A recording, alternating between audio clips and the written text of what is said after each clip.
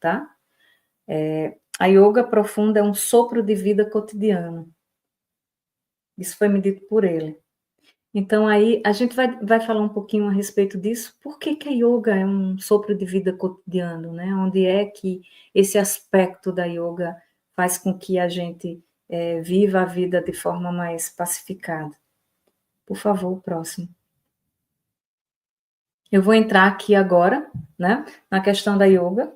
Essa é uma das faces de Shiva, é o Shiva Anahata. Então, para que eu fale a respeito do papel do Shiva Anahata, eu vou ter que contar uma pequena historinha aqui,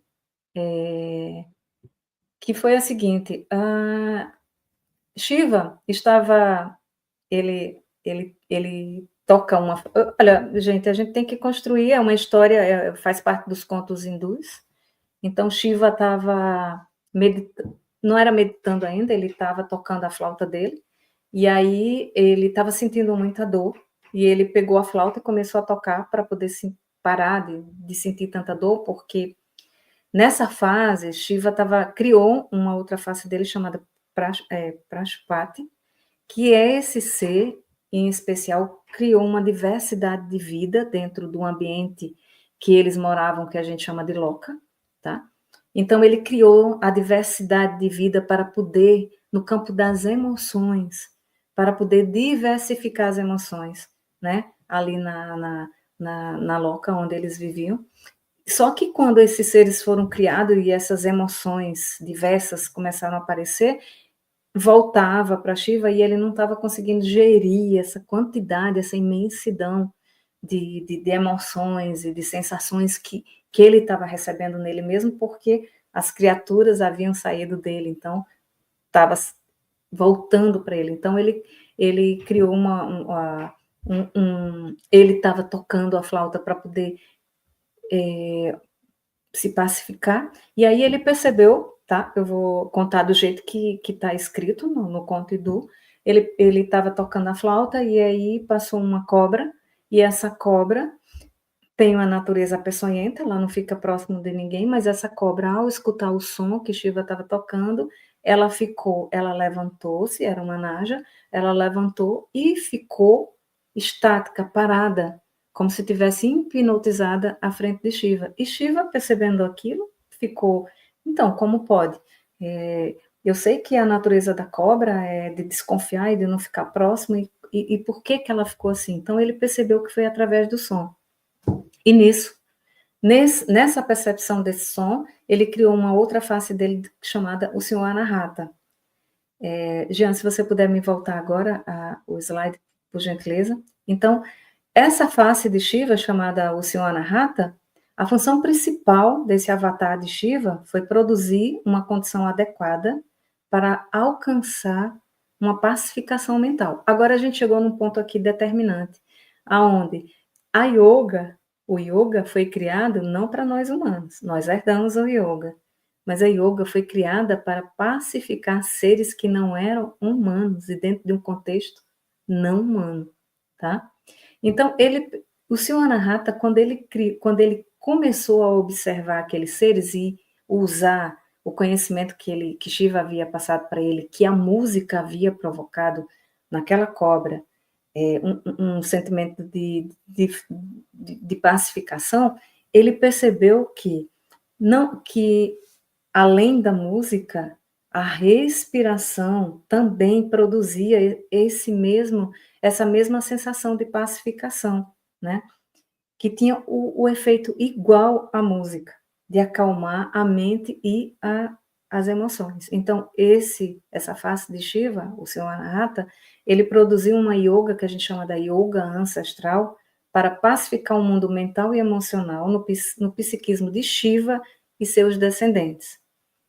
Então, aqui eu trouxe uma frase para vocês, do livro Shiva e a Origem do Yoga, que é de Jean Valjean, um livro interessantíssimo para quem tem interesse pelo tema, que ele fala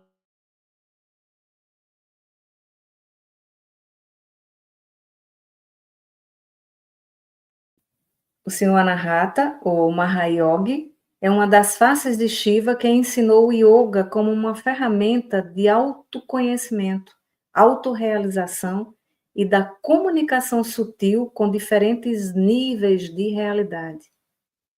Ok? Por favor, o próximo.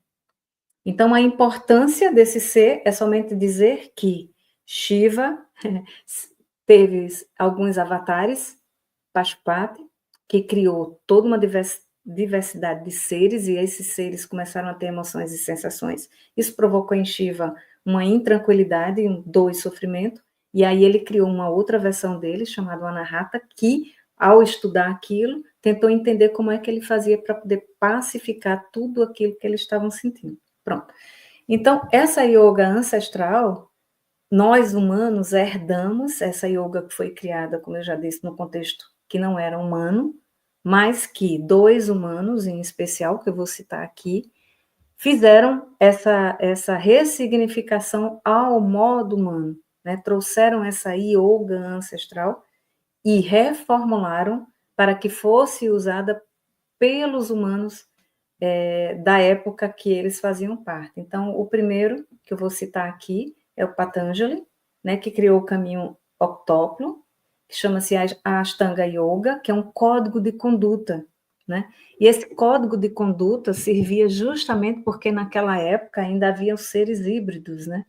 Que não eram totalmente humanos. Então, ele começou a dar um sentido lógico ali, que foi quando começou a criar o Varna, começou a criar o Dharma, né, que é o dever sagrado, de sair classificando aqueles seres. Ah, você gosta de lutar, então você vai ser um kshatriya, você vai ser um guerreiro.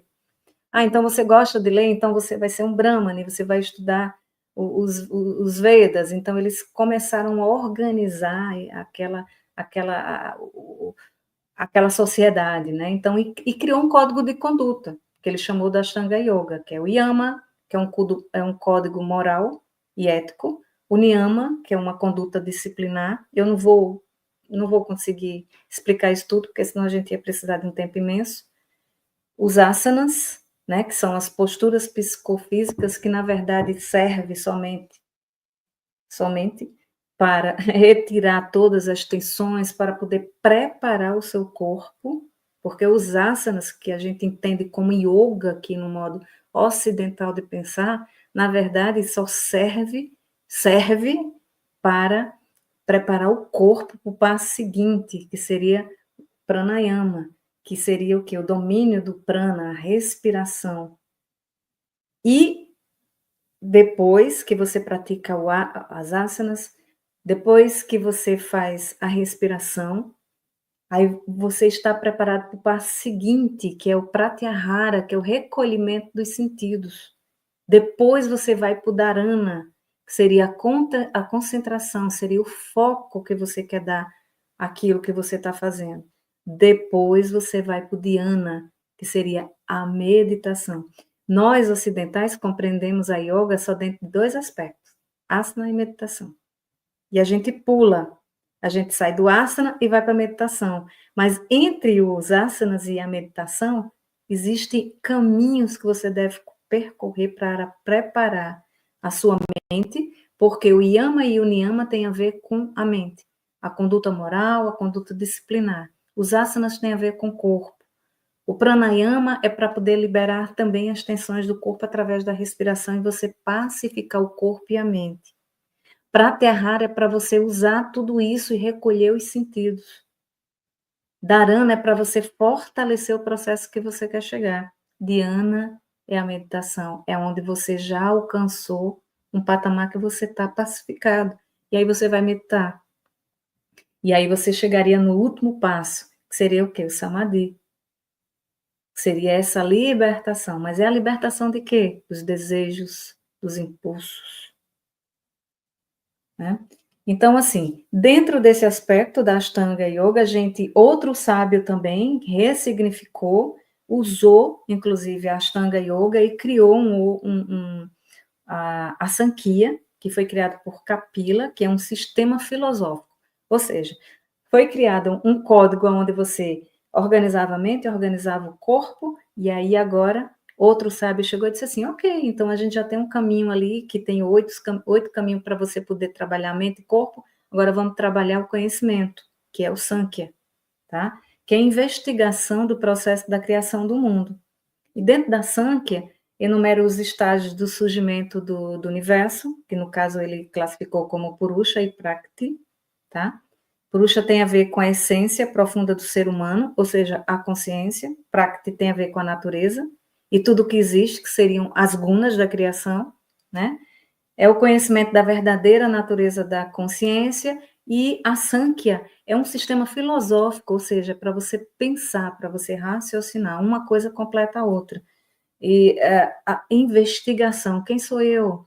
Né? A compreensão do ser humano, a compreensão do universo, o que é o universo, o que é que eu faço aqui, o que é que move tudo isso, né? Então, assim, você veja que dois grandes sábios trabalharam em épocas diferentes, salvo engano, se eu não estou errada aqui, mas fizeram justamente dois tipos de sistema para ajuda da evolução do ser humano, né?